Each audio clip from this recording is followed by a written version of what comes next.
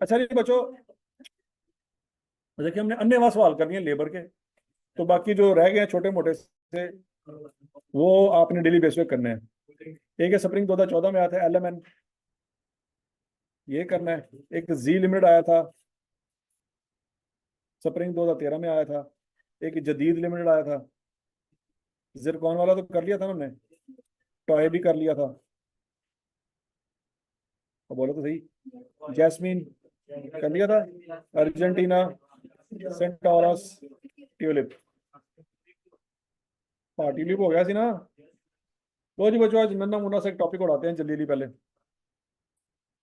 Target costing. बस मैंने आपको बताना है कि हमने पढ़ा हुआ है, ये टेंशन ना लो। सिर्फ मैंने आपको बताना है और वो उड़ जाएगा।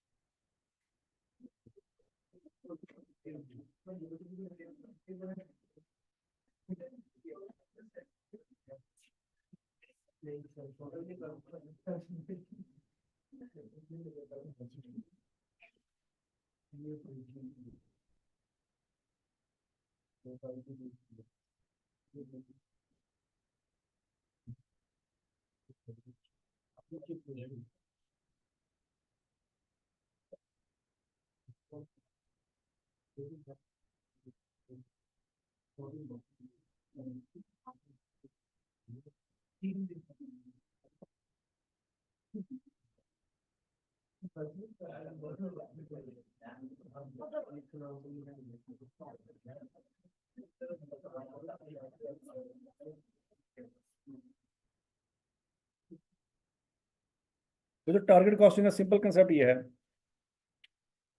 कि फर्ज करो आप एक चीज बनाते हैं, वो 1 लाख रुपए की तैयार होती है। कितने की तैयार होती है? और आप सोचते हो कि यार 20,000 का तो प्रॉफिट होना चाहिए ना, कम से कम 20% प्रॉफिट तो हमारा हक बनता है। तो आपकी सेल प्राइस क्या आएगी? 1,20,000। ऐसे ही है। तो अगर कॉस्ट के हिसाब से बात करें तो आप 20% प्रॉफिट कमा रहे हैं, और अगर सेल के हिसाब से बात करें तो 16% प्रॉफिट कमा रहे हैं।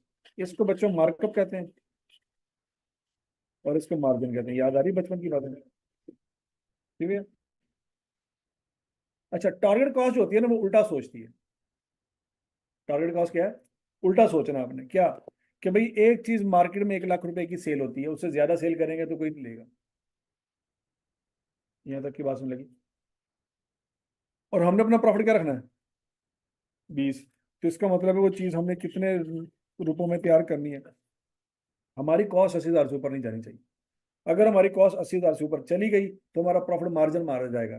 क्योंकि 1 लाख रुपए से ऊपर जब हम चीजें बेचेंगे, हमारा कंपटीटर 1 लाख रुपए की बेच रहा है, तो हम 1 लाख से ऊपर जा ही नहीं सकते। तो हमें फिर क्या करना होगा? अपने प्रॉफिट को बचाने के लिए कॉस्ट में कटिंग करनी होगी। ठीक है जी। वो अगर आपने कभी सुना हो कि पुराने जमाने की जो गाड़ियां थी वो कितनी मजबूत थी, और नए जमाने की गाड़ी को हाथ मारे तो लगता पीपे ना हाथ मारे। ठीक है जी। ये बात क्यों ऐसी मशहूर है? ये बच्चों इसी वजह से है कि कंपनियों ने टारगेट कॉस्टिंग फॉलो की है। कंपनी ने क्या फॉलो किया है? टारगेट कॉस्टिंग को फॉलो किया। उन्होंने कहा भाई इतना प्रॉफिट तो हमने कमाना है, और इससे ज्यादा गाड़ी की कीमत रखेंगे तो कोई बाय नहीं करेगा। तो आप पहले गाड़ी की कीमत डिसाइड कर लो। मार्केट में लोगों से पूछो कि अगर हम ये फीचर गाड़ी में दें तो आप ये गाड़ी कितने रुपए की बाय कर लोगे। लोगों से एक सर्वे कराओ। सर्वे में पता लग गया जी 20 लाख रुपए की गाड़ी अगर होगी तो लोग बाय कर लें। अब आपने सेल प्राइस फाइनल कर ली कि सेल प्राइस क्या रखनी है? 20। अब वो कहता है यार बीच में 20% प्रॉफिट हमारा भी तो होना चाहिए ना। तो 4 लाख रुपए हमारा प्रॉफिट हो गया, साइड पे कर दो। कितना टारगेट आपके पास बच गया? अब 16 लाख के अंदर गाड़ी तैयार होनी चाहिए। कॉस्ट का टारगेट आपको मिल गया कि इसके अंदर अंदर आपने क्या करना है? गाड़ी तैयार करनी। अच्छा, अगर गाड़ी आपकी 19 लाख में तैयार हुई, 4 लाख अपना डाल दिया, तो 23 में सेल होनी चाहिए। अब 23 में सेल करने जाओगे, कोई परचेज ही नहीं करेगा। आप दुनिया को जितना मर्जी कहो कि यार इसमें ये चीज भी डाली है, उन्होंने कहा नहीं भाईजान, थोड़ी गाड़ी महंगी है। पॉइंट समझ आ रहा है कि नहीं आ रहा? लोग गाड़ी पहले प्राइस देखते हैं और क्वालिटी बाद में देखते हैं। बाद में लोग वीडियो बना बना के चढ़ा रहे होते हैं कि यार ये भी नहीं है, इन्ने लाख की गड्डी है, तो ये भी नहीं है, तो ये भी नहीं है, वो रो रहे होते हैं। लेकिन पहले वही चीज जब उनको समझाते हैं तो समझ नहीं आती। नहीं समझ आई? हम जब चीज बाय करते हैं तो क्या करते हैं? ऐसे ही बाय करते हैं कि केड़ी सस्ती है, तो बाद चो रोंदे रहते हैं बैठ के, यार है भी खराब हो गया, अभी खराब हो गया, अभी खराब हो गया। 2 दिन भी नहीं कटे तो जूती टुट गई। और परचेज किने दी की थी, अभी तो दसो। बात सुन, ये कोई नहीं बताता। तो पॉइंट यही है बच्चों, ये कंपनियों की बात समझ आ गई है कि कस्टमर क्या देखता है सबसे पहले? प्राइस देखता है, किसकी प्राइस कम। फिर बाद में रोता है बैठ के कि यार मैं की कीता, लेकिन अगली दफा भी उसने यही करना। बात समझ लगी? वो एलीट क्लास होती है जिसको प्राइस से कोई लेना देना नहीं होता। वो सस्ती चीज बाय करने से पहले सोचते हैं कि यार जब मैं ए ला ली ना, तो मेरी तो सारे खानदान की बिस्ती हो जानी, मैंने महंगी चीज चाहिए। नहीं समझ लगी? तो साढ़े बारे महंगी चीज देख के की कहते हैं, यार ए बहुत सस्ती है, रहने दो, इस तो महंगी भाव कहना, सब तो महंगी दुकान चाहिए। मैंने कहा थोड़ी दुकान ही सस्ती है, चलो बाहर निकलते हैं, चलो बाहर चलिए, क्योंकि उसके अलावा इज्जत बचाने का तरीका ही नहीं हमारे पास। नहीं बात समझ लगी? अगर हम कहें जी है इन्हें दिए तो इन्हें दी कर लो, उन्होंने कह रहा गरीब आ गया मेरे को, तो लिहाजा हम गुर्बत नहीं शो कराते। ठीक है जी, असं ਉਹਨੂੰ कहने को तू गरीब है तो दुकान जरा महंगी खोल, असं फिर आएंगे तेरे को। ठीक है जी? तो अमीरों का मसला कॉस्ट नहीं है, अमीरों का मसला क्या है? ब्रांड की वैल्यू। नहीं बात समझ लगी? मतलब वही बैग, वही जूता, वही बेल्ट, वही पैंट आपको 500-600 में मिल जाएगी, और वही चीज उसकी वैल्यू बढ़ा दें, एलीट क्लास भी उसी को बाई कर लेगी। अगर वो एक शर्ट है 3,000 रुपए की है, मिडिल क्लास या अपर मिडिल क्लास का लड़का बाई कर लेगा। लेकिन अगर उसी शर्ट के ऊपर आप 20,000 का ठप्पा लगा दें, डीएचए में आप लटका दें हैंगर में, तो लोग आगे बाई कर लें। उन्होंने नहीं देखना कि यार ए उत्थे ते शालमी जी तो 3,000 की मिलती पई है, तुम इतने 20,000 की लाई। अगर वहां पर जा डीएचए में जाकर आप ये बात करेंगे, उन्होंने पता लग जाना कितों आया। उन्होंने पता लगा बरकत मार्केट तो आया, किसी कॉलेज मुंह चुक के ना घूमता घुमाता इधर आ गया, तो शर्टा वेखन दिया बह गया। ठीक है जी? तो साथ ही उनका मुंह चिबा हो जाएगा। पहले वो अंग्रेजी बोल रहे थे, अब वो पंजाबी बोलेंगे, निकले तो तेरी ऐसी।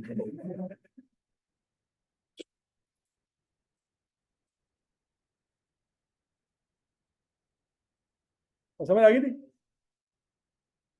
मतलब आप सिंपल जाएं, एक पेप्सी की बोतल है ना, पेप्सी की बोतल यहाँ से किसी खोखे से परचेज करने कितने की है? 50 रुपए की। ठीक है ना, 250 ml। वही बोतल आप पीसी होटल में जाके पिए, 500 रुपए की पड़ेगी। हालांकि है थी वही। वो 500 रुपए की क्यों है जी? वो एक टिश्यू पेपर साथ उन्होंने बैठा हुआ है, और टिश्यू पेपर तो बाकी 450 रुपए। बात समझ आएगी नहीं लगी? और हम उनके साथ बहस कर रहे हैं, यार 450 की क्यों लाई, तू एक्स्ट्रा क्यों लाया पैसे? अब मेरा टिश्यू पेपर तो ना ला था अपना, मैं अपना घरों गिलास लै गया है वे। ठीक है जी? वो हमारे जैसे गरीब लोग होते हैं ना, पिज्जा हट जाते हैं ना, पिज्जा खा के आते हैं, वहां पे बोतल बड़ी महंगी होती है, वो नहीं परचेज करते, वो बाहर निकल के खोखे से पी लेते हैं। देखो गरीब बोलन देने मारे। ठीक है जी? यार उतों बोतल नहीं पीनी, बोतल पैनी सानू 750 रुपए की, पिज्जा पैना सानू 1200 का। ਅਸੀਂ ਨਾਲ ਸਮॉल पिज्जा होर कर ਲੈਂਦੇ हैं, बोतल बाहरों खोखे तो पी लांगे 50-50 रुपए की कहानी।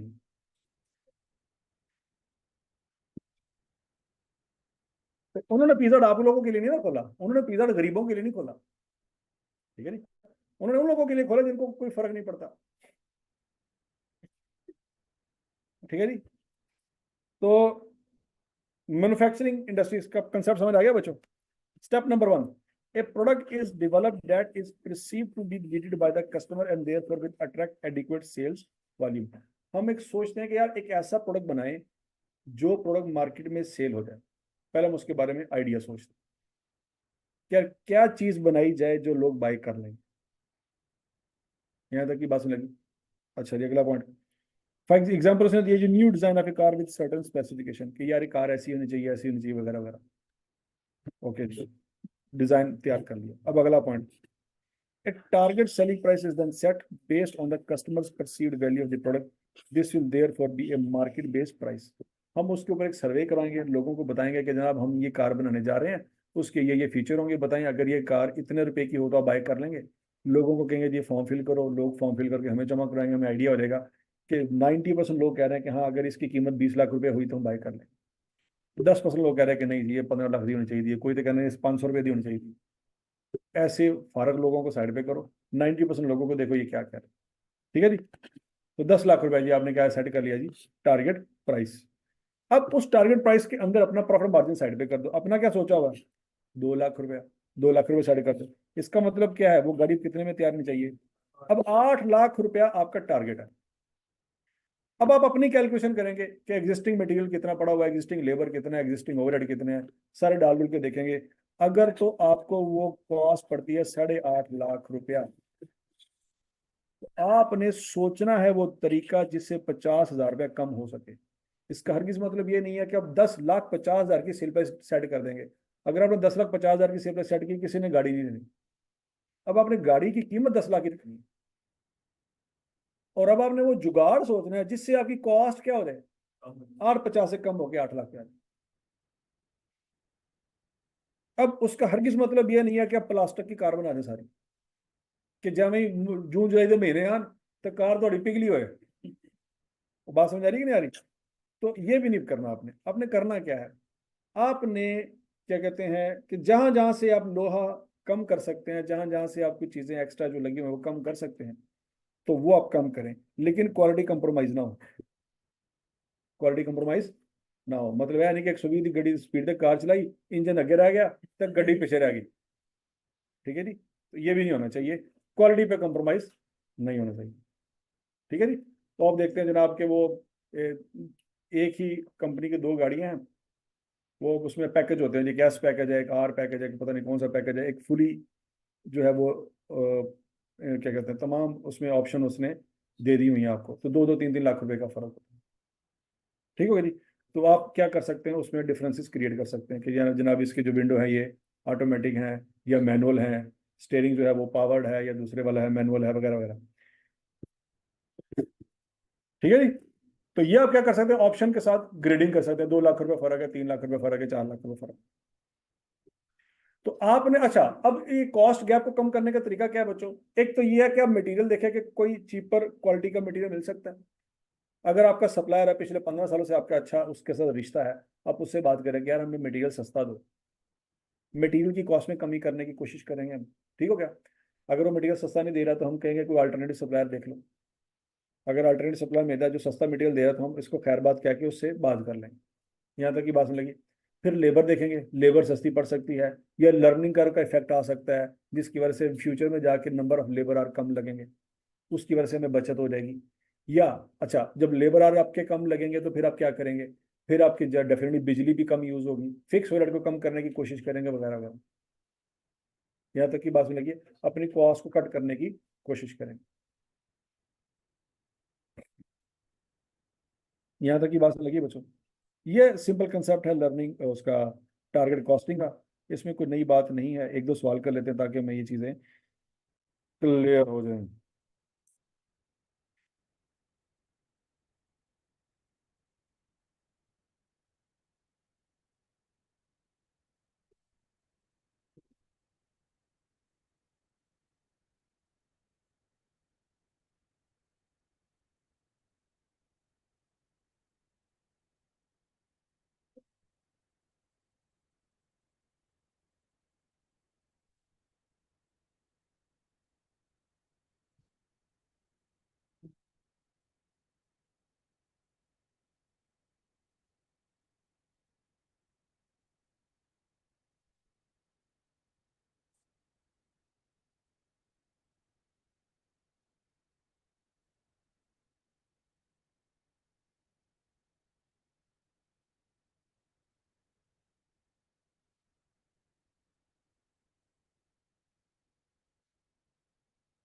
अच्छा बच्चों, ये एग्जांपल एक छोटी सी वो करते हैं नहीं।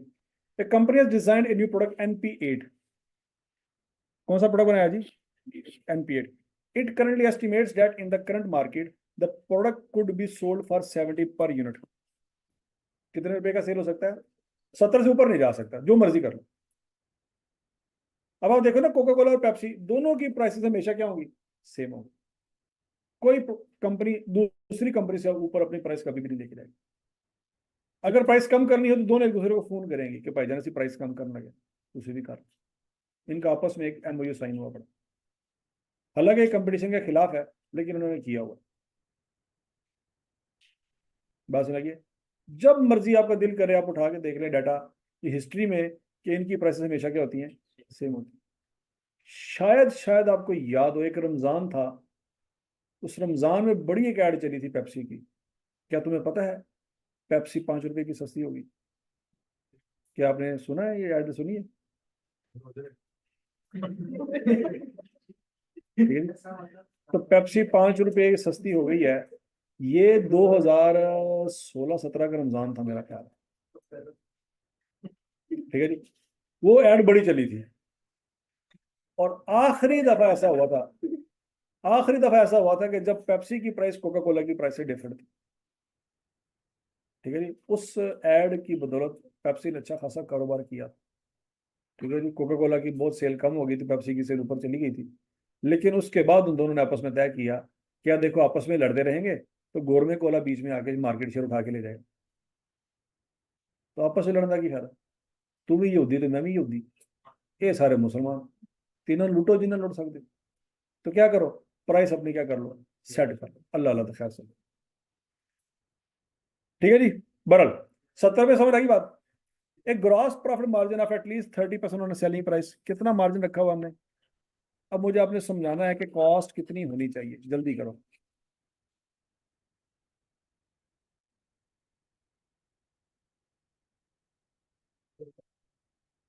कितनी टारगेट कॉस्ट होनी चाहिए?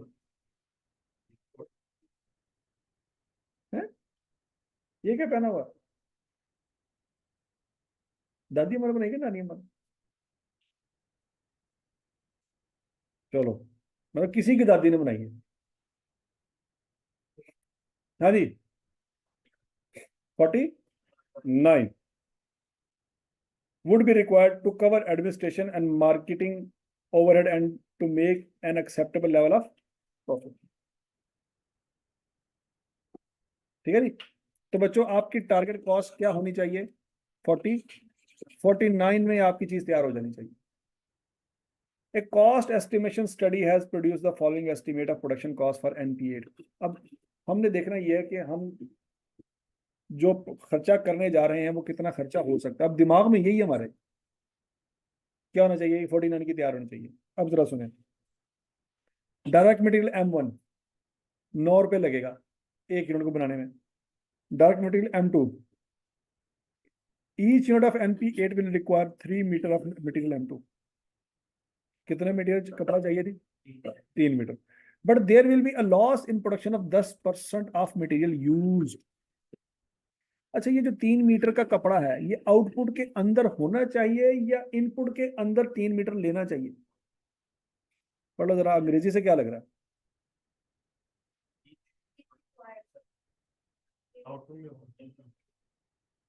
इनपुट में 3 मीटर होना चाहिए कि आउटपुट में होना चाहिए? आउटपुट में 3 मीटर, मतलब फिनिश प्रोडक्ट के अंदर 3 मीटर ही होना चाहिए। अब जो परचेज करेंगे वो 3.5 मीटर होगा या 3.25 मीटर होगा या 4 मीटर होगा, ये आउटपुट के अंदर 3 मीटर होना चाहिए। ये पॉइंट समझ आ गया सबको? But there will be loss in production of 10%। 10% production loss हो जाएगा। इसका मतलब है ये जो 3 मीटर है ये कितने परसेंट है फिर? आवाज नहीं आई, यहां तक की बात लगी। मटेरियल M2 कॉस्ट इज 1.8 पर मीटर, 1.8 रुपए का पर मीटर पड़ेगा जब सप्लायर से बाय करेंगे। अब आपने मुझे बताना है 1 यूनिट को बनाने के लिए सप्लायर से कितने मीटर बाय करेंगे? 3 पॉइंट, और उसको 1.8 से मल्टीप्लाई कर दें। आसान है कि मुश्किल है बच्चों? टारगेट कॉस्टिंग आसान है ना? M1 सीधा सीधा नजर आ गया। M2 की समझ आ गई 6 रुपए कैसे आया? मटेरियल का स्यापा तो हो गया खत्म। अब किसकी बारी है? लेबर की। Each unit of product NP8 will require आधा घंटा of direct labour time. However, it is expected that there will be unavoidable idle time equal to 5% of total labor time paid for। कुछ कुछ feeling आ रही variance वाली? Idle time. वो कहता है कि जो पेमेंट करनी है ना आपने, पेमेंट आप ज्यादा घंटों की करेंगे, लेकिन जो काम करेंगे ना वो कम करेंगे। नहीं समझ लगी? पेमेंट ज्यादा घंटों की करनी है और उन्होंने काम कम करना है। कितना कम काम करेंगे बच्चों? 5% काम जो है नहीं करेंगे जिसकी पेमेंट हमें करनी पड़े। खत्म। Labour is paid 19 per hour. 1 घंटा जब वो काम करते हैं तो कितनी पेमेंट करते हैं? 19 रुपए। लेकिन 1 घंटा काम वो करते नहीं है। नहीं समझ आ रही? नहीं समझ आ रही? अच्छा, सोच समझ के जवाब देना बच्चों। क्या ये आधा घंटा आउटपुट के अंदर लगने वाला है, या ये आधा घंटा वो है जो वो काम करेंगे? आउटपुट में आधा घंटा लगेगा तो काम करेंगे, लेकिन वो ज्यादा काम करेंगे, क्योंकि 5% वेले पे बैठे रहेंगे। मतलब हमें नजर आ रहा आधे घंटे में, अगर वो ईमानदारी से काम करते आधे घंटे में तैयार हो जाता, लेकिन वो ईमानदारी से काम नहीं कर रहे। इसका मतलब है 1 घंटे में 2 यूनिट तैयार नहीं होने। नहीं समझ आ रही? नहीं समझ आ रही? वैसे तो अगर वो ईमानदारी से काम करें तो बच्चों इस 19 का हाफ करें क्या बनता है? 19 का हाफ करें तो क्या बनता है? 10.5। 9.5। तो 9.5 रुपीज देंगे तो 1 यूनिट तैयार हो जाना चाहिए। सोचो सोचो सोचो सोचो सोचो। 9.5 रुपए दें तो 1 यूनिट तैयार हो जाना चाहिए, लेकिन 9.5 रुपए में 1 यूनिट तैयार हो नहीं रहा। ज्यादा पैसे लग रहे हैं कि कम लग रहे हैं? ज्यादा लग रहे हैं। वो बताएं कितने लग रहे हैं? 10 रुपए। क्या ये बात सबको समझ आई बच्चों? अब बोलो तो सही, कैसे निकाला 10 रुपए? 9.5 को क्या किया आपने? 100 से मल्टीप्लाई किया, 95 से डिवाइड किया, ऐसी है? सोचो सोचो सोचो सोचो सोचो। ऐसे कर सकते हैं? एक और तरीका भी है। आप क्या करो, टाइम निकाल लो। उसने कहा आधे घंटे में तैयार हो जाता है, लेकिन आधे घंटे से ज्यादा टाइम लगेगा। वो टाइम निकालो, उसको 19 से मल्टीप्लाई करो। ये 0.5263, ये कैसे आया बच्चों? 0.5 डिवाइडेड बाय,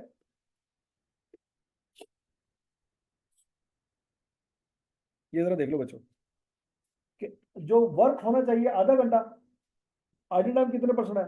5%। और पेमेंट फिर ज्यादा टाइम की हो रही है, 0.526। 0.526 कैसे निकला बच्चों? 0.5 डिवाइडेड बाय 95 मल्टीप्लाई बाय 100। तो 0.526 आवर्स की पेमेंट करेंगे, जिसमें से वो काम आधा घंटा करेंगे और उसमें 1 यूनिट तैयार हो जाएगी। नहीं समझ रही? ये कैलकुलेशन क्लियर है बच्चों? नोट कर लो, अगर नहीं नोट किया तो ये कर लो, अगर नहीं समझ आया।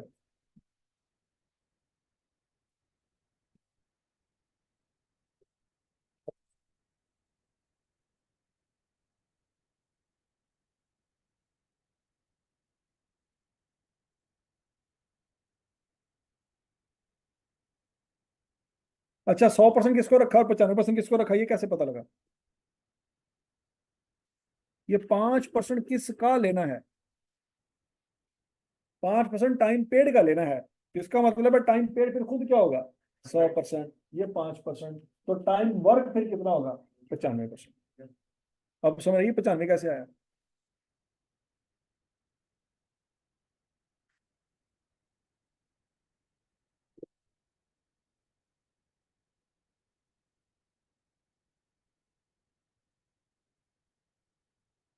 ठीक हो गया जी? अब प्रोडक्शन ओवरहेड, लेबर भी क्लियर हो गया बच्चों? 1 यूनिट बनाने में कितना लेबर लगेगा, ये बात समझ आइए। अब अगला point, it is expected that production overhead will be absorb into product cost at the rate of 60 पर डायरेक्ट लेबर आवर। अब बच्चों ये जो 60 है, ये वेरिएबल ओवरहेड है या फिक्स ओवरहेड है, या दोनों है? कैसे पता लगा? प्रोडक्शन ओवरहेड की बात हुई है, तो प्रोडक्शन ओवरहेड मीन्स दोनों, for each active hours work. अच्छा, यहाँ पे बड़ा इंपॉर्टेंट पॉइंट है। यहाँ पे आवर्स वर्क के हिसाब से कैलकुलेशन होनी है कि आवर्स पेड के हिसाब से होनी है? वर्क के हिसाब से नहीं, कि वो वेले बैठे रहे हैं तो प्लांट तो नहीं ना चला उस वक्त, वो सूटा सूटा लगाने के लिए बाहर गया है, तो पीछे मशीन चला दी, चलिए इतनी ना छोड़ के चला गया। नहीं बात लगी? ओवरहेड्स आर नॉट अब्सॉर्ब इन, ये बात हमेशा याद रखनी है। वेरियंस में भी हमेशा बात याद रखनी है। वेरियंस में भी हमने यही पढ़ा था कि जब आप वेरिएबल ओवरहेड की एफिशिएंसी वेरिएंस निकालते हो ना, उसमें आवर्स पेड नहीं लेने होते, आवर्स वर्क लेने होते हैं, क्योंकि मशीन उतने घंटे चलेगी जितने घंटे काम किया। ठीक है ना? तो बच्चों मुझे बताओ प्रोडक्शन ओवरहेड के हिसाब से कितना बिल बनेगा?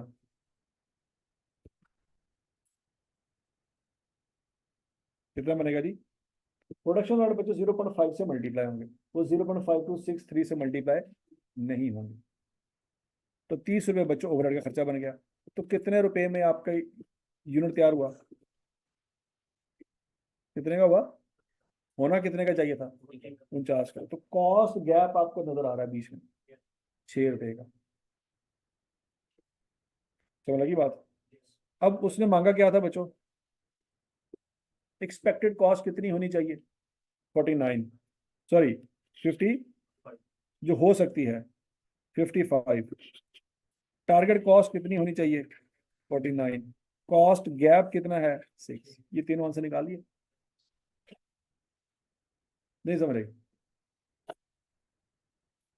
क्लियर शुद्ध कि खत्म शुद्ध? एग्जाम्पल नंबर 1 समझ आ गई?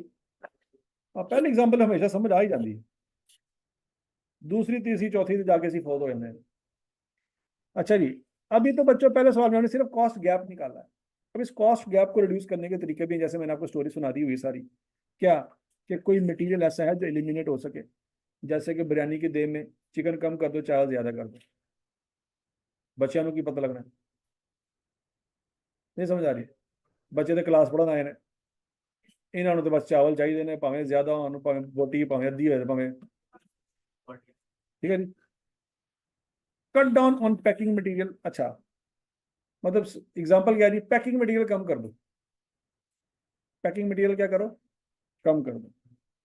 Can a cheaper material be substituted without affecting quality? क्या कोई चीपर मटेरियल भी इस्तेमाल हो सकता है क्वालिटी को अफेक्ट किए बगैर?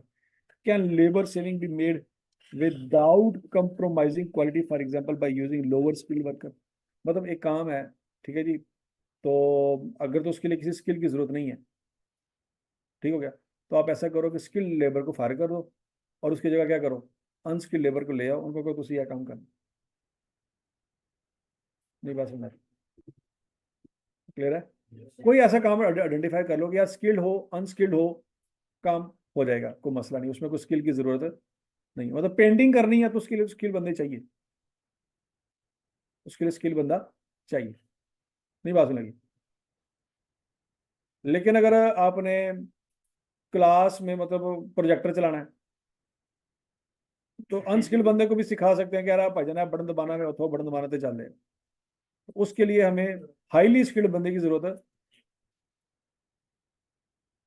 आईटी डिपार्टमेंट में हाईली स्किल्ड की जरूरत है कि अनस्किल्ड चल जाएगा? हाईली स्किल्ड चाहिए होगा। तो बात सुन जाएगी नहीं? ठीक है। चाय पिलाने के लिए हाईली स्किल्ड बंदा चाहिए। सोचो सोचो, चाय पिलाने के लिए, ठीक है जी, चाय लेके आने के लिए, लेके जाने के लिए हाईली स्किल्ड बंदे की जरूरत है नहीं। सफाई करने के लिए वो लताना सफाई करता है दिन, ठीक है जी, तो उसकी जरूरत नहीं है। यहाँ तक की बात लगी? Can productivity B improve for example by improving motivation और बाई ट्रेनिंग? क्या कोई बोनस स्कीम अनाउंस करके हम लेबर कॉस्ट कम कर सकते हैं? प्रोडक्टिविटी याद आ रहा है कुछ कुछ? ये कल दो परसों से 2-3 सवाल कर रहे हैं आप। क्या प्रोडक्टिविटी इंप्रूव हो सकती है? Can production volume be increase to achieve economies of scale? याद करो, प्रोडक्शन वॉल्यूम बढ़ जाएगा तो पर यूनिट कॉस्ट क्या हो जाएगी? कम हो जाएगी। तो उस वजह से भी आपकी पर यूनिट कॉस्ट कम होकर टारगेट कॉस्ट गैप जो है वो कंप्लीट, मतलब जो गैप है खत्म किया जा सकता है। Per unit fix cost will be decrease by increasing volume. Could cost saving be made by negotiating with supplier? Discount ले लो।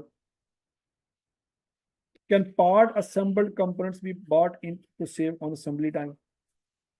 ठीक है जी, मतलब क्या है कि एक चीज आप खुद बना रहे हो, दूसरी चीज ये है कि आपको बनी बनी मार्केट से मिल रही है। याद है ना, मेक वर्सेस बाय डिसीजन? तो अगर बनाने में खर्चा ज्यादा है और बाय करने में खर्चा कम है, तो पार्ट्स आप मार्केट से उठा के उनको असेंबल करके आगे भेज दो। तो ये बच्चों स्टेप्स हैं जिससे आप क्या कर सकते हैं? कॉस्ट गैप को खत्म कर सकते हैं। अब ये बच्चों थ्योरी के तौर पे आ सकता है सवाल कि बताओ कॉस्ट गैप खत्म करने के कम से कम 4 स्टेप बताएं। 1 2 3 4 5 6 7 लिखे हो, इनमें से 4 याद रख लो। क्लियर हो गया जी? अब बोलो तो सही।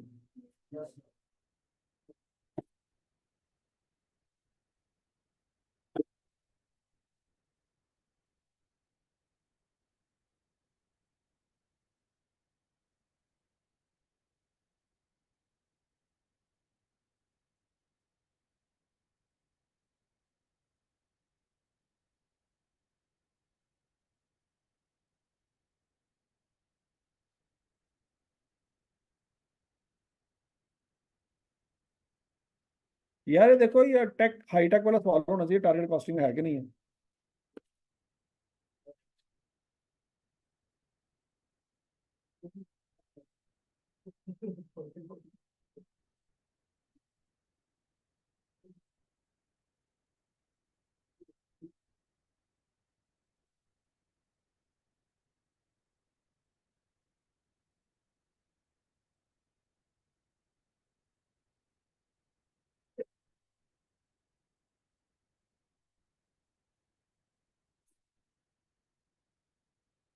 अच्छा, ये बच्चों, ये स्प्रिंग 2015 में सवाल आया था।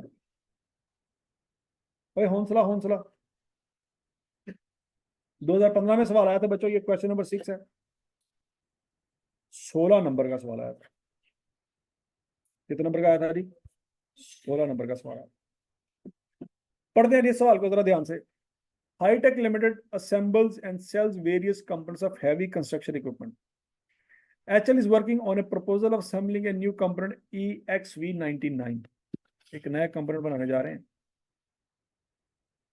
Based on study of the product and market survey, the following information has been worked out. Projected lifetime sale of component, कि पूरी जिंदगी में हम 5 लाख यूनिट बना सकते हैं। एक वक्त आएगा कि इसके मजीद यूनिट सेल नहीं होंगे। जो जो विजनरी लोग होते हैं ना, उनको पता होता है कि यार ये जो आजकल हम ये चीज बना रहे हैं, मतलब पेट्रोल की जो गाड़ियां बना रहे हैं, पेट्रोल इंजन जो बना रहे हैं, एक वक्त आएगा ये खत्म हो जाएगा। दुनिया किस पे शिफ्ट हो जाएगी? इलेक्ट्रिक गाड़ियों पे शिफ्ट हो जाएगी। फिर उसके भी आगे लोग सोच के बैठे कि एक वक्त आएगा कि इलेक्ट्रिक गाड़ियों की भी जरूरत नहीं पड़ेगी।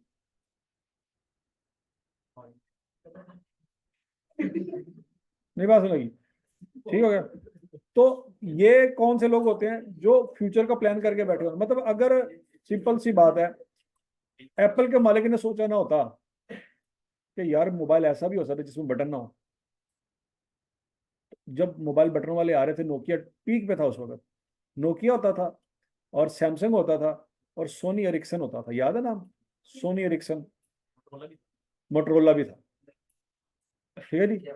ये 3 4 मोबाइल होते थे मार्केट में, पीक पे होते थे उस वक्त। दुनिया की सबसे बड़ी कंपनी उस वक्त क्या होती थी? नोकिया होती थी। तो ये तो एप्पल ने आके बताया भाईजान टच स्क्रीन मोबाइल भी हो सकते हैं, तो बाकी सारी कंपनियां उस पर शिफ्ट हुई। और उस एक आइडिया की वजह से नोकिया तबाह हो गया। बात सुन लगी? नोकिया मार्केट से आउट हो गया, वो 10वें नंबर पे भी नहीं आ रहा दुनिया में अब। जो टॉप लीडर होता था, वो 10वें नंबर पे भी नहीं अब आ रहा। पॉइंट समझ आया कि नहीं आया? उसका सीईओ रो पड़ा था जब वो कंपनी सेल कर रहा था। याद है आपको? तो देखिए आपने वो उसकी तकरीर। उसका सीईओ रो पड़ा था उस वक्त जब वो कंपनी सेल करने लगे थे। मैंने कहा यार हमने कुछ भी गलत नहीं किया, लेकिन फिर भी हमसे ये ऐसा हमारे साथ हुआ है कि हम दुनिया में बैंकरप्ट हो गए। बात लगी? तो ये पॉइंट क्या है? एक नया आइडिया मार्केट में, और सारे एग्जिस्टिंग आइडिया सारे फार्म। 1970s की बात है। सैगल ब्रदर्स पाकिस्तान के सबसे बड़े जो होते थे ना, इंडस्ट्रियलिस्ट होते थे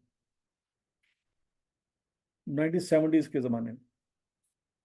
और उन्होंने अरबों रुपए का प्लांट लगाया हुआ था सीमेंट सेक्टर के अंदर के। वो सीमेंट जो थे ना, वो उसको मैन्युफैक्चर करते थे, पूरे पाकिस्तान में सेल होता था। अरबों रुपए का प्लांट उन्होंने लगाया था। फिर एक नई टेक्नोलॉजी आई, और लोगों ने छोटे छोटे छोटे छोटे अपने सेटअप बनाना शुरू किए। उस नई टेक्नोलॉजी में एक दूसरे तरीके से सीमेंट बनाया जाता था, तो जिसको मैन्युफैक्चर करने का जो खर्चा था वो बड़ा कम था। इन्होंने अरबों रुपया लगा दिया था प्लांट के ऊपर। ये इतनी जल्दी अपने उस सारे मैकेनिज्म को, मैन्युफैक्चरिंग को चेंज नहीं कर सकते थे। तो वो जो छोटे छोटे सेटअप थे ना, वो परवान चढ़े। और उसने इस पूरे बड़े इतने बड़े सेटअप को फारग कर दिया। क्यों? क्योंकि इसकी कॉस्ट इतनी ज्यादा पड़ रही थी और बाकियों की कॉस्ट कम पड़ रही थी। उन्होंने इससे कम सस्ता मतलब कम प्राइस पे सीमेंट बेचना शुरू किया, लोगों ने उनसे बाय करना शुरू कर दिया। और ये इतनी बड़ी जो तेजी से अपने जो प्लांट था उसको शिफ्ट नहीं कर सके थे दूसरी टेक्नोलॉजी की तरफ, तो इनका बेड़ा गर्क हो गया। ठीक है जी। तो थोड़ी सी इनोवेशन, बड़े बड़े जाइंट जो है वो फारग हो सकते हैं। यहाँ तक की बात सुन लगी। तो बच्चों ये भी वही कंसेप्ट है। तो जो बड़ी बड़ी कंपनियां होती है ना, वो सोचती हैं कि हम ये जो प्रोडक्ट लॉन्च करने जा रहे हैं ना, इसकी लाइफ टाइम क्या है। आपको याद भी नहीं होना, किसी जमाने में फेसबुक से भी पहले एक और भी सर्च इंजन होता था, सोशल मीडिया होता था, ऑर्कट। किसी ने नाम सुना हो? बुजुर्ग बैठे हैं क्लास में। ठीक है जी। ये 2007-8 की बात है। 7-8 पीक था ऑर्कट का, पीक। फेसबुक कोई नहीं इस्तेमाल करता होता था, ऑर्कट सारे के सारे लोग क्या आते थे। ऑर्कट एक वेबसाइट होती थी, जिस तरह से फेसबुक है उसी तरह से वो होती थी, तो वो लोग इस्तेमाल करते होते थे। एक याहू मैसेंजर होता था। ठीक है जी। लोग उसके थ्रू सारी दुनिया में एक दूसरे से कम्युनिकेट किया करते थे। याहू मैसेंजर होता था, याहू चैट होती थी, फिर उसके बाद ऑर्कट होता था। ये सारे खत्म हो गए जब फेसबुक आई। और फेसबुक के मालिक ने जब फेसबुक बनाई, उसको भी पता है कि ये एक जमाना आएगा, ये खत्म हो जाएगी। और वो इसलिए वो क्या कर रहा है, कभी इंस्टाग्राम में पैसा लगा रहा है, कभी व्हाट्सएप पे पैसा लगा रहा है, कभी बाकी चीजें बाय कर रहा है, क्योंकि उसको पता है कि मेरी फेसबुक अगले पता नहीं 4-5 सालों तक रहनी है कि नहीं रहनी। ठीक है जी। तो जो जिन्होंने 40-40 50-50 साल की सेल सोची होती है ना, उनको पता होता है कि हम जो प्रोडक्ट बनाने जा रहे हैं वो मैक्सिमम अपनी लाइफ टाइम में कितने यूनिट उसके सेल हो सकते हैं। तो कितने यूनिट उसके सेल हो सकते हैं? 5 लाख यूनिट से, इससे ज्यादा आप सेल नहीं कर पाएंगे। उस वक्त नई टेक्नोलॉजी आ जाएगी, ये फारग हो। तो सेलिंग प्राइस पर यूनिट कितनी है जी? 11,000। Target gross profit percentage 40%। तो मुझे बताएं टारगेट कॉस्ट कितनी आएगी?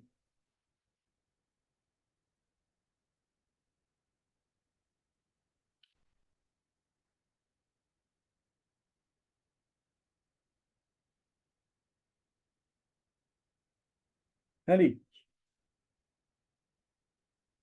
Target cost 6,600।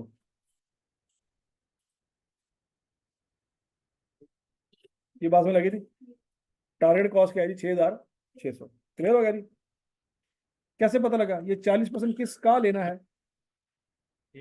कैसे पता लगा? Gross profit percentage by default margin होता है। अगर आपने एफ में पढ़ी है तो आपको पता है ग्रॉस प्रॉफिट रेशियो का फार्मूला क्या है। Gross profit divided by cost sale. तो gross profit divided by sale multiply by 100, ये ग्रॉस प्रॉफिट का फार्मूला है, और यही इसी को मार्जिन कहते हैं। यहाँ तक की बात सुन लगी बच्चों? अच्छा, information about cost of production of new component is as follow. 1 unit of EXV99 would require part number XX, net quantity 1 unit चाहिए, कॉस्ट पर यूनिट क्या है जी? 2350। वाई बाय 1.5 किलो चाहिए, 1,400 रुपये का आएगा। जी जी 1 यूनिट चाहिए, 1,200 रुपये का आएगा। यहाँ तक की बात सुन लगी बच्चों? The above parts would be imported in a lot for production of 1,000 unit of EXV99. Custom duty and other import charges would be 15% of the cost price. Definitely जब आप इंपोर्ट करेंगे तो आपको ये खर्चे पड़ेंगे बच्चों। HL is negotiating with the vendor who has agreed to offer further discount. इनको लग रहा है कि अगर इसी बेसिस पे हम ये चीजें लेते रहे तो हमारी जो टारगेट कॉस्ट है वो कभी अचीव नहीं हो पाएगी। दिमाग में क्या चल रहा है? 6,600 तक खर्चा होना चाहिए, इससे ज्यादा खर्चा नहीं हो सकता। अगर इससे ज्यादा खर्चा हुआ तो हमारा प्रॉफिट जो है वो मारा जाएगा। HL is negotiating with the vendor who has agreed to offer further discount. On average, assembling of 1 unit of EXV99 would require 1.8 skilled labor hours at 200 per hour. कितना टाइम लगेगा बच्चों? 1.8, और 1 घंटा कितने रुपए का है? 200 का। The production would be carried out in a single shift of 8 hours. 8 घंटे काम करेंगे। At the start of each shift, setup of machine would require 30 minutes. मतलब सुबह सुबह वो 8 बजे आएंगे, 8 से लेकर 8:30 तक मशीनें सेट शूट करते रहेंगे, तो आधा घंटा तो वहां पर जाया हो जाएगा। फिर प्रोडक्शन हकीकत में फिर कितने घंटे होगी? 7.5 घंटे। आधा घंटा आपका जाया होगा। यहाँ तक की बात लगी। 6% of input quantity of Y Y and G G would be lost during assembly process. ये बच्चों लॉस हो जाएगा वाई वाई, और जी जी भी क्या हो जाएगा, लॉस। एक्स एक्स में कोई लॉस नहीं है। समझ आ गई? इसका मतलब ये हुआ बच्चों। अच्छा, ऊपर क्या क्या लिखा हुआ है, नेट क्वांटिटी से क्या मुराद है बच्चों? ये आउटपुट की क्वांटिटी है जो उसने बताई है। इसका मतलब है बाय करते वक्त ये ज्यादा बाय करना होगा। मतलब सादल फाज में ये जो 1.5 किलो ये 94% है। और समझ आ गई सबको? HL works at a normal annual capacity of 4 million skilled hours. कितने skilled hours? 4 million. Actual production overhead and skilled labor hours for the last 2 quarters are as under.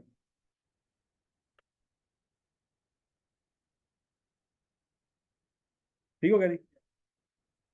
HL works at a normal annual capacity of 4 million skilled hours. Actual production overhead and skilled labor hours for the last 2 quarters are as under. ये बच्चों ये वो story क्यों सुना रहा है आपको? वो याद है हाइलो मेथड? वो शुरू शुरू में बचपन में पढ़ा। ये बच्चों ओवरहेड उसने दिए हैं, ये घंटे दिए हैं, इसीलिए दिए हैं कि आप क्या करें, हाइलो मेथड लगा के फिक्स ओवरहेड भी निकाल लें और वेरिएबल ओवरहेड भी निकाल कर सकते हैं हम। अच्छा जी।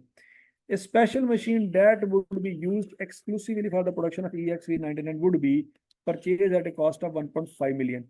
ये क्यों आई कैप को वर्ड लिखना पड़ गया? ये वर्ड उसको क्यों लिखना पड़ गया? इसलिए बच्चों करना पड़ गया क्योंकि बच्चे जब पेपर में जाते हैं तो रेलेवेंट कॉस्टिंग पढ़ के जाते हैं। तो वो क्या करते हैं, हो सकता है आईकैप को लगता हो कि यार ये ऐसे ऐसा ना हो कि इसको इग्नोर ही कर दें कि यार तो फिक्स कॉस्ट इन होते साइड पे करो। बात समझ लगी है? दूसरी बात, क्या ये EXV99 के अलावा और कुछ भी कर रहा है कि नहीं कर रहा? पढ़ लो। या ये सिर्फ यही काम कर रहा है? वो कोई और काम भी कर रहा है। तो अगर वो वाली मशीनें जो किसी और काम पे इस्तेमाल हो रही हैं वो मशीनें यहाँ पे इस्तेमाल कर दे तो वो रेलिवेंट नहीं होनी, क्योंकि वो मशीन ऑलरेडी बाई की हुई। तो थोड़ा थोड़ा कंसेप्ट बीच में वो रेलिवेंट कॉस्टिंग का भी लेके आया। तो बच्चों इस मशीन की जो कॉस्ट डेप्रिसिएशन जो भी होगी, खैर ये पूरी की पूरी कॉस्ट हमारी क्या हो जाएगी, रेलिवेंट, क्योंकि उसने स्क्रैप वैल्यू बताई नहीं। और यहाँ पे हम बात कर रहे हैं पूरे लाइफ साइकिल की। ये साल की प्रोडक्शन नहीं है बच्चों, ये साल की प्रोडक्शन नहीं है। हो सकता है 15 साल की प्रोडक्शन हो। नहीं बात समझ आ रही? उसने लाइफ साइकिल के बता दिए 5 लाख यूनिट, हमें नहीं पता कितने साल चलेंगे। इसका मतलब है उस पूरे लाइफ साइकिल के अंदर ये एक ही मशीन इस्तेमाल होनी है। इसलिए तो उसने इसका डेप्रिसिएशन रेट नहीं दिया, यूजफुल लाइफ नहीं हमें सवाल में दी। क्या हम इसकी डेप्रिसिएशन निकाल सकते हैं साल की? है?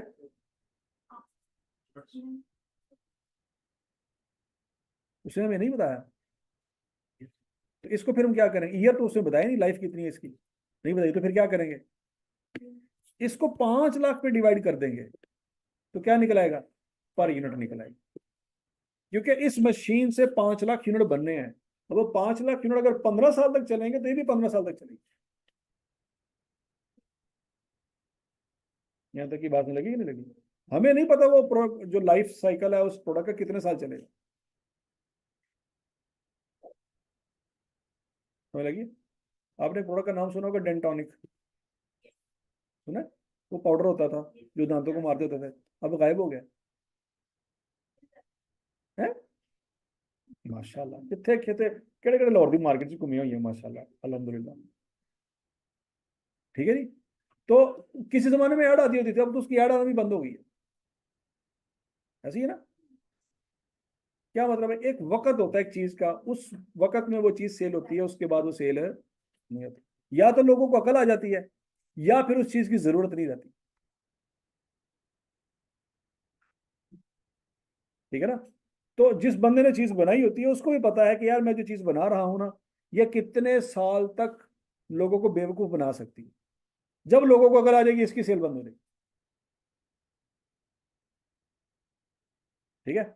वो डेंटोनिक एक प्रोडक्ट होता था, वो मंजन के तौर पर उन्होंने लॉन्च किया कि जितने भी बुजुर्ग बाबे बैठे ने ना उन्होंने कहा कि मसवाक होंगी है, ਅਸੀਂ ਮਸਵਾਕ ਪੀਸ ਕੇ ਇਹਦੇ ਵਿੱਚ ਪਾ ਦਿੱਤੀ। ਤੁਸੀਂ ਮਸਵਾਕ ਮਾਰਦੇ ਹੋ ਤੇ ਖੂਨ ਨਿਕਲਦਾ ਨਾ ਮੂੰਹ ਤੋਂ, ਇਹ ਤੁਸੀਂ ਪਾਊਡਰ ਲਾਣਾ ਤੁਹਾਡਾ ਖੂਨ ਹੀ ਨਹੀਂ ਨਿਕਲਦਾ। लिहाजा पाउडर चलता रहा चलता रहा चलता रहा चलता रहा, अल्लाह अल्लाह फैसला। एक वक्त आया लोगों ने अकल आई कि यार किहड़े पासे असीं लगे हुए हैं, फिर पूरा पाकिस्तान मुंह चुंगल पा के बैठा है।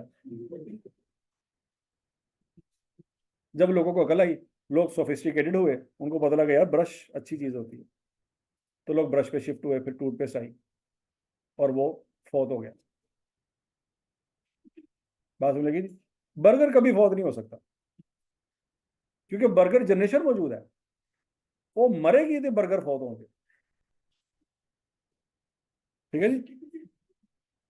From the above information determine the discount that HL should obtain in order to achieve the target gross profit. Discount, अच्छा यहाँ पे देखिए मसला क्या आ रहा है। वो कहता सारे खर्चे बता दिए हैं, अब आपने ये बताना है कि ये कोई मैनेजमेंट जो है ना HL की कुछ कर रही है, क्या कर रही है? निगोशिएट कर रही है किसके साथ? सप्लायर के साथ, भाईजान हमें डिस्काउंट दो। और नीचे उसने क्या कहा है, कहता बताओ कितना डिस्काउंट मांगा जाए कि हमारा टारगेट कॉस्ट तक हम पहुंच जाए। यहां तक बात समझ लगी? नहीं समझ लगी? अब आपने करना क्या है, आपने एक्चुअल कॉस्ट निकालनी है। क्या करनी है? एक्चुअल कॉस्ट निकालेंगे, टारगेट कॉस्ट आपके पास मौजूद है, उसमें कॉस्ट गैप निकल आएगा। क्या निकल आएगा? उतना डिस्काउंट मांग लेंगे ताकि कॉस्ट गैप खत्म हो जाए। नहीं समझ आ रही? हमने कॉस्ट गैप को एलिमिनेट करने के लिए पॉइंट पढ़ा है कि नहीं पढ़ा, कि हम सप्लायर से क्या करेंगे, डिस्काउंट मांगेंगे। तो ये उसके ऊपर सवाल बनाया है क्या? चलो भाई, जो जो बातें आपको समझ आती हैं उसके हिसाब से देखो जरा।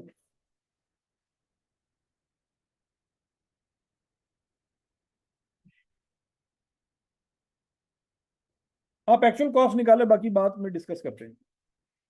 एक्चुअल में कॉस्ट कितनी आनी चाहिए? पढ़ लो जरा सवाल, शाबाश। लेबर में तो नहीं कर सकते, लेबर ओवरहेड में तो कुछ नहीं हो सकता, मटेरियल की बात हो।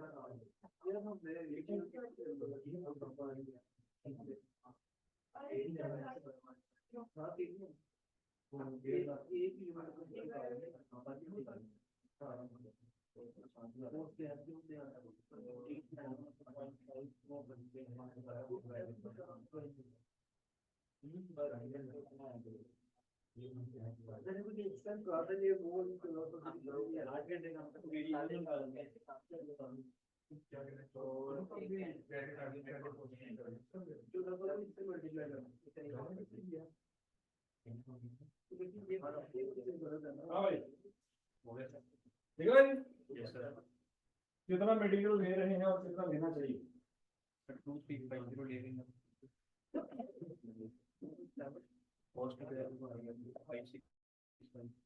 बहुत कमाल का सवाल,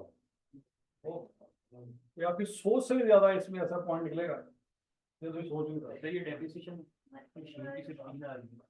हाँ, तो पर यूनिट लेंगे ना,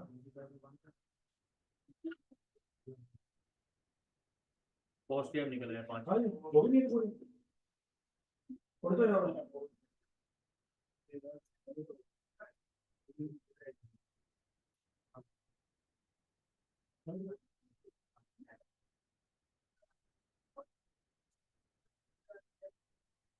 सर अपने अपनी अपनी अकल के हिसाब से जो हो सकता था कर लिया। Yes sir. चलो जब सोचते हैं इसमें क्या करना था। बच्चों एक कॉमन सेंस वाली सवाल है, क्या ये मटेरियल पाकिस्तान से बाय कर रहा है?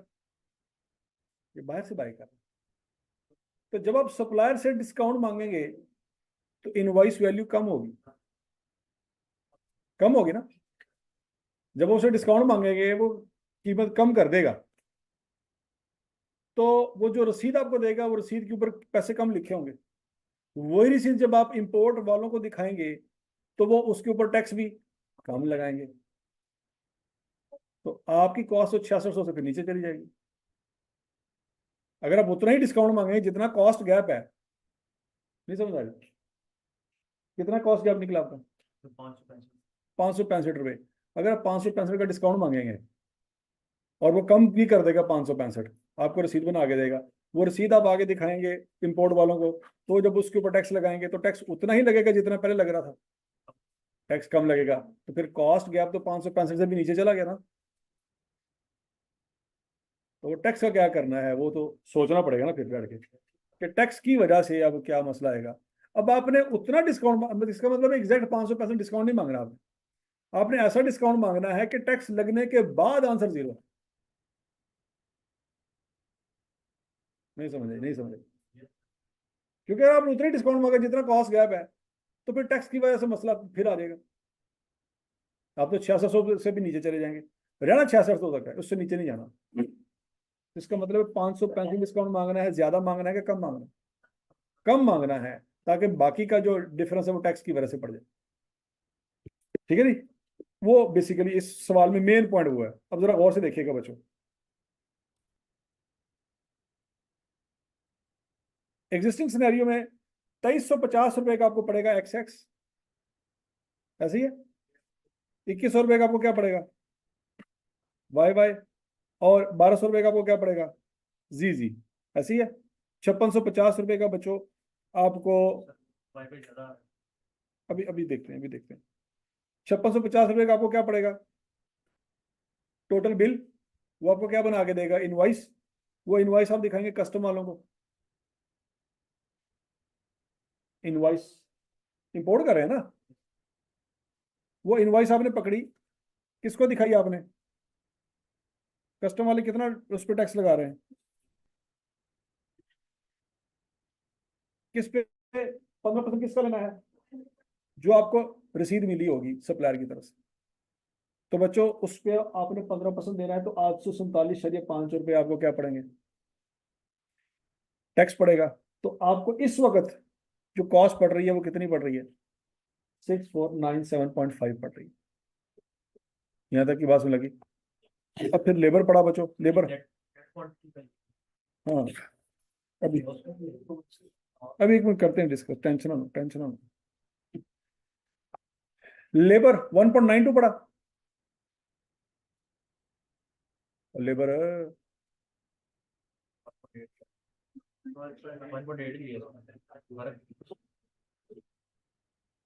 किधर किधर किधर किधर, 1.8 आवर्स।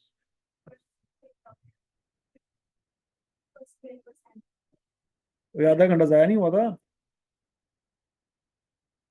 देखो आपने 8 घंटे की पेमेंट करनी है, लेकिन काम तो ना 7.5 घंटे करना ना, तो आपको फिर 1 घंटा कितने रुपए का पड़ा?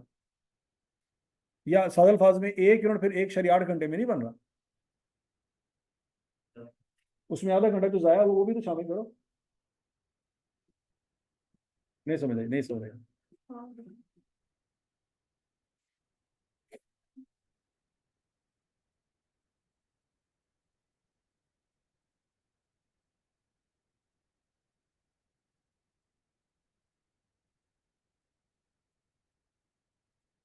8 घंटों की पेमेंट होगी लेकिन काम 7.5 घंटे होगा, ये बात समझ आ रही है? तो जो 1.8 घंटे से आपका एक प्रोडक्ट बनता है उसमें कुछ का टाइम जाया हुआ है, वो भी तो शामिल करो। शामिल किया? 1.92 आया। ये 1.92 कैसे आया जरा समझाएं।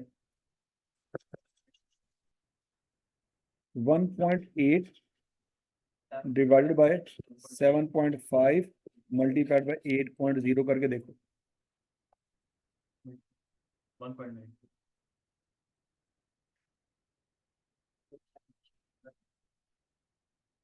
ये 0.12 घंटा जो पर यूनिट के ऊपर लग रहा है वो जाया हो रहा है। नहीं समझ नहीं समझ, या इसमें भी एफिशिएंसी वाला फार्मूला लगा के आंसर निकालेंगे। कल जब यही किया हुआ तो समझ नहीं आ रहा।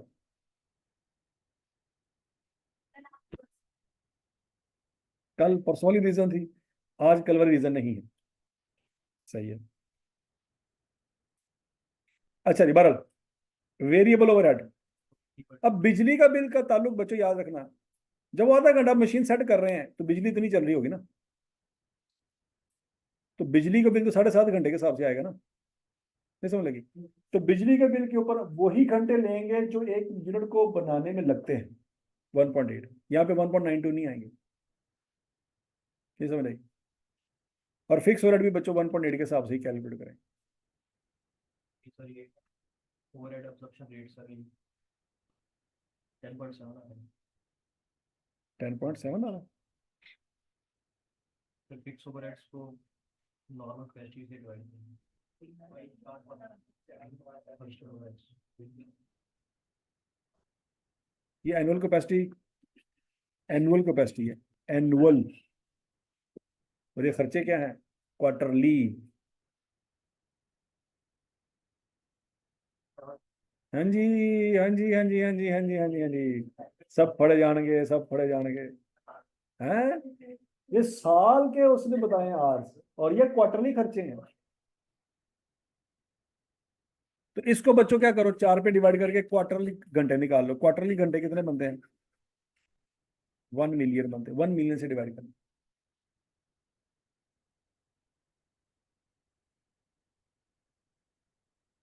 बात समझ आ रही है?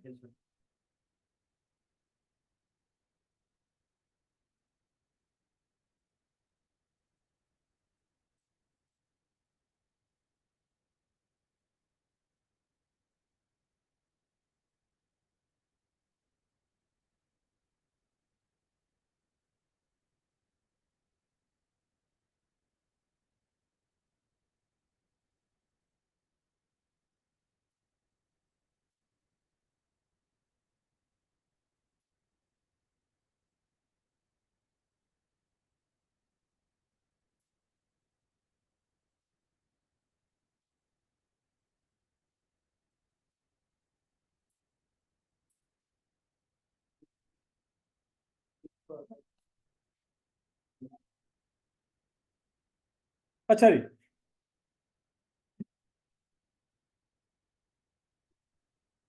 और यहां तक की बात समझ लगी बच्चों? और बोलो तो सही।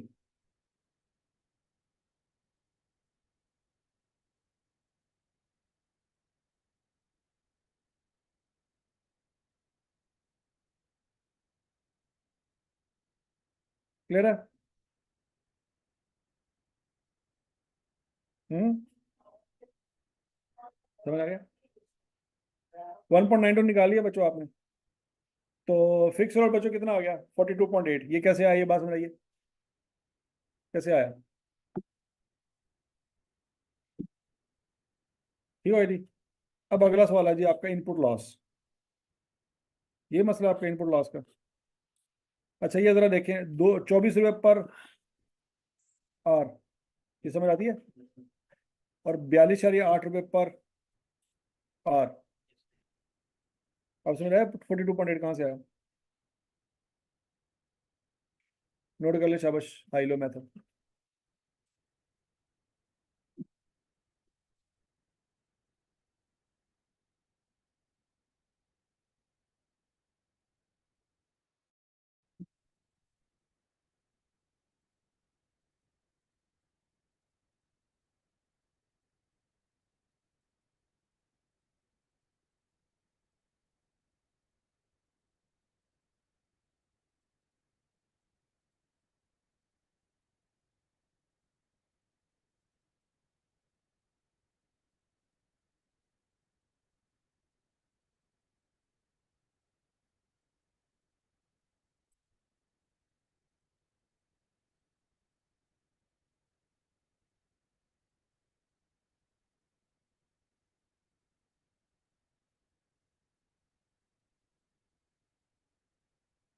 अच्छा जी, अब बच्चों बात करते हैं यहाँ पे इनपुट लॉस।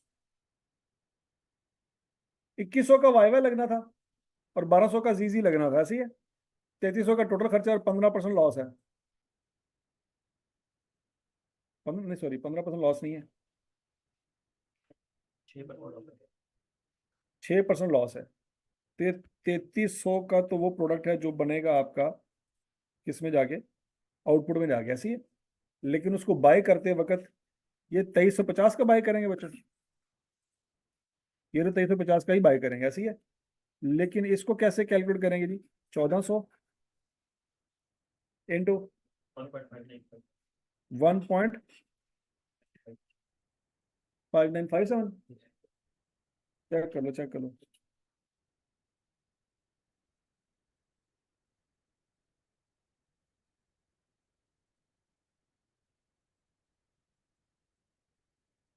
बोलो तो सही।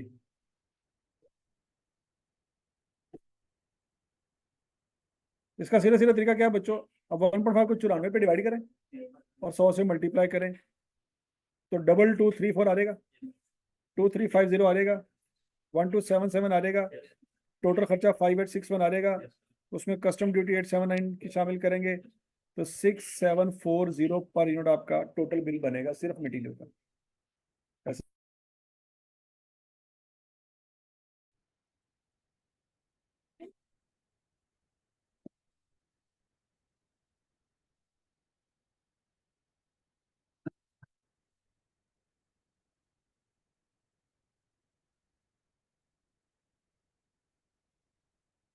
Double two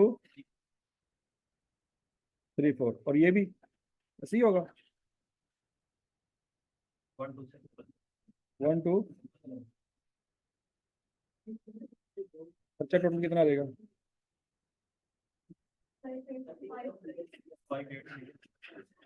58। और कस्टमर को कितना देना है टोटल अमाउंट?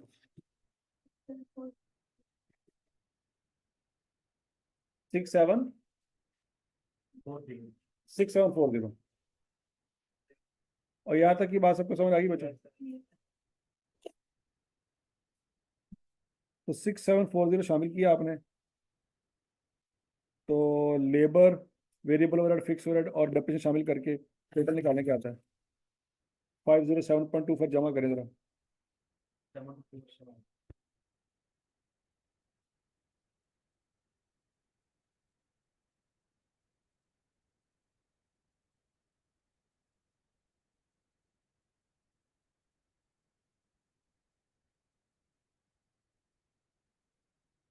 6740।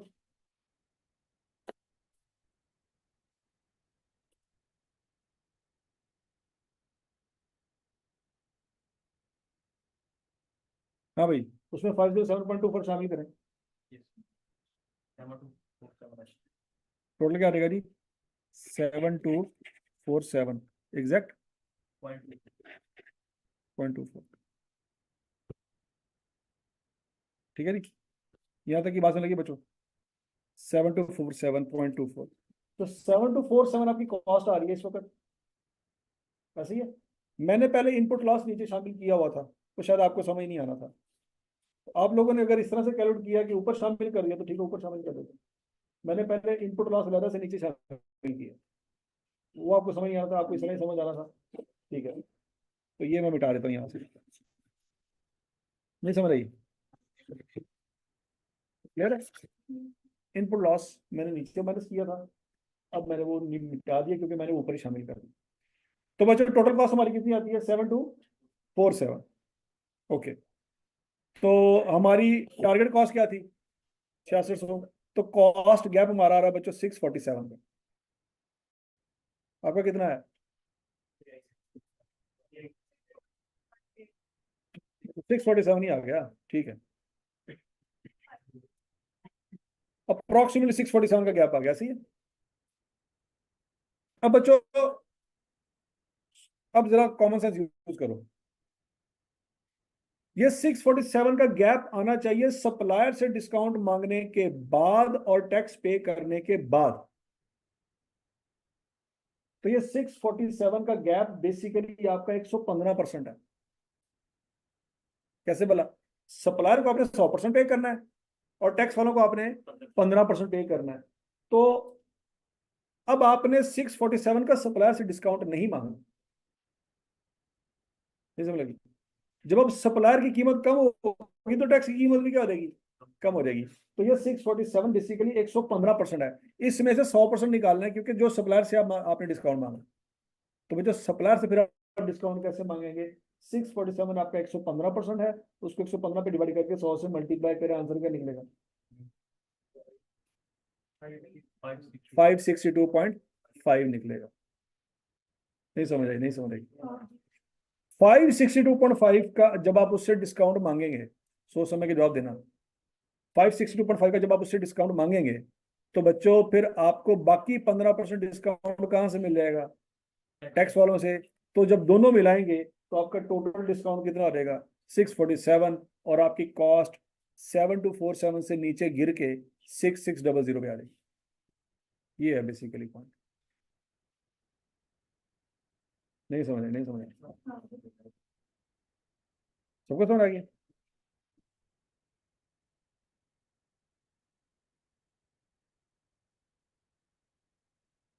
हाँ जी, क्लियर है?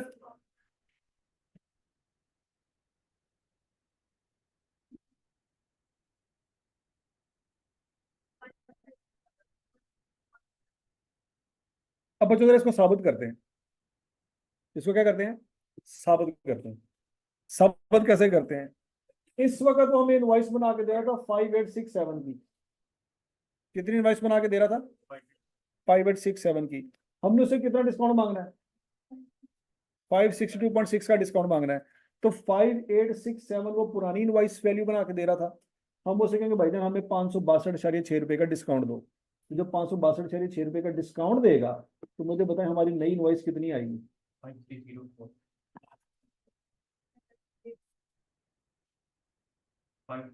ये 5861 है। अच्छा जी, 5861 है बच्चों। इसमें से 562.6 माइनस कर दें। 5298.4। ठीक हो गया जी।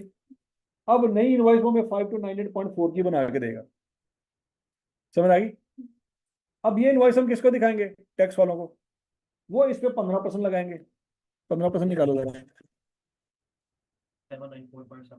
794.76 ऐसी है। तो टोटल बिल बनाओ, कितना बनता है?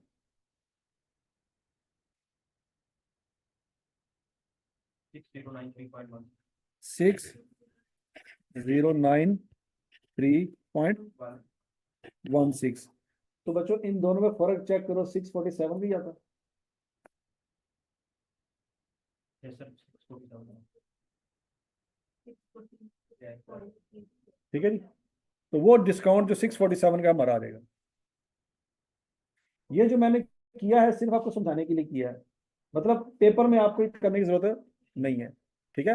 हमारा आंसर उस वक्त आ गया था जब हमने डिस्काउंट निकाला था 562.5।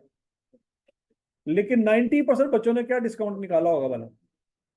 वो पेपर में बैठे हुए बच्चों ने क्या डिस्काउंट निकाला होगा? पेपर में बैठे बच्चों ने कहा होगा 647 का डिस्काउंट मांगना है, जो कि गलत है। नहीं बात सुनेगी? इसमें गलती क्या थी ये बात समझ आ रही है ना? उसमें 15% का टैक्स भी शामिल था, उसका भी इम्पैक्ट लेना था।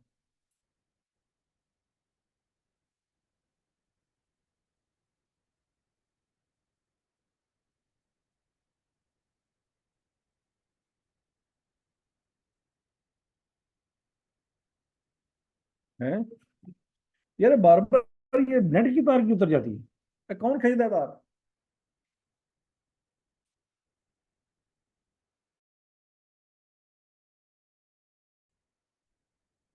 High tech.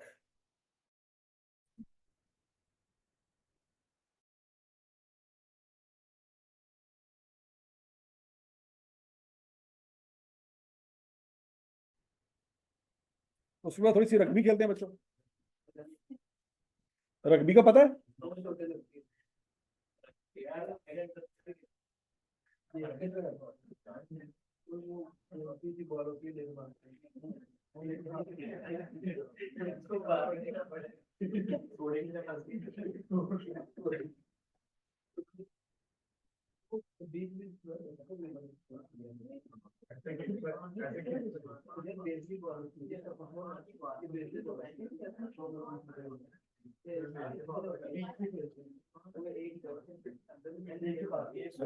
अच्छा जी, अब बच्चों ये आइटम 2018 में आया था, इसको एक दफा पढ़ लेते हैं, बाकी घर जाके कर लेंगे। कितने नंबर का सवाल आया था बच्चों? 11 नंबर का सवाल आया। अब सवाल देखते हैं। Rugby limited is engage in manufacturing of A product B1. Presently, RL is considering to launch a new product B1 Extra. मतलब ये वो ही है, पैनाडोल और पैनाडोल एक्स्ट्रा, ये वो स्टोरी है। Which has a demand of 10,000 units per month. Demand इसकी कितनी है जी? 10,000 units. The estimated selling price of B1 extra is 2,000 per unit. Market में कितने का सेल हो सकता है? 2,000 का सेल हो सकता है, और 10,000 उसकी डिमांड है। Other relevant information is as follow. Each unit of B1 extra would require 2 kg of material X, 1.5 labor hours. Material X is available in market at 520 per kg. Alternatively, हाँ जी, relevant costing आ गई ना फिर ਇਹਦੇ ਵਿੱਚ। Instead of material X, RL can use 2.5 kg of a substitute material Y, which can be produced internally. तो कहता market से bye करने की बजाय हम इसको इंटरनली प्रोड्यूस कर सकते हैं। फिर इंटरनली प्रोड्यूस करने का खर्चा, फिर आप सारे का सारा खर्चा शामिल होगा। ठीक है जी। मटेरियल वाई को इंटरनली प्रोड्यूस करने का जितना भी खर्चा है, मटेरियल, लेबर, एफओएच, वो तीनों मिला के अगर 520 से कम हुए तो बनाएंगे, अदरवाइज 520 का मार्केट से ले लेंगे। पॉइंट समझ आ रहा है कि नहीं आ रहा? Production of each KG of why would require raw material costing 300 and 0.5 labour our. ये उसने बता दिया। मटेरियल कितना लगेगा, लेबर कितना लगेगा, और सीधी सी बात है जितना लेबर लगेगा उतना एफओएच भी लगेगा। एफओएच नहीं भूल जाना आपने। आधा घंटा लेबर काम करेगी तो आधा घंटा मशीन भी चलेगी, तो मशीन की बिजली आपने शामिल है जरूर करनी है साथ। तो उससे आपकी क्या निकल आएगी जी? Material plus labour plus overhead, तीनों को शामिल करके आपने क्या चेक करना है, क्या 520 के नीचे नीचे है कि नहीं है। ये आपका टारगेट है। अगर 520 से नीचे रही तो बनाएंगे, अगर 520 से ऊपर चली गई तो नहीं बनाएंगे, बाय कर लो। यहां तक की बात समझ आई? Presently about 14,000 labour are remain idle each month. इतना मतलब, इसका मतलब है कि 14,000 घंटे फ्री में अवेलेबल है, उसका 1 रुपया भी एक्स्ट्रा पे करने की जरूरत नहीं है। And are paid at the rate of 50% of the normal wage rate. नहीं नहीं नहीं नहीं, क्या कह रहा है